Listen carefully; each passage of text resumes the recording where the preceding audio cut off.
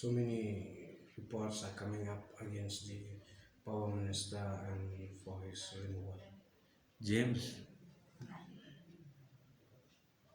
People used to talk about James when he was holding home minister. Now again he is being targeted after being, stripped off from the home minister. Why people are against the James? I don't know. Okay, people should also talk about the education scam. People should talk about the breach in that Valley Bridge, which was already damaged. And I would like to thank NHI, BRO, Nitin Gadkari, and Preston Tunsong for those who has already taken the initiative at least to look after this particular bridge. But who was the main culprit behind?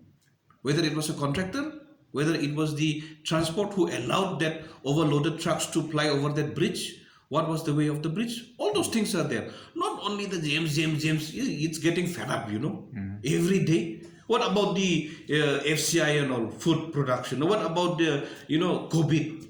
All those things are there. Lots of scams are there from each and every department. But why James is to be targeted every now and then? It looks funny actually. Very funny. Very, very funny actually.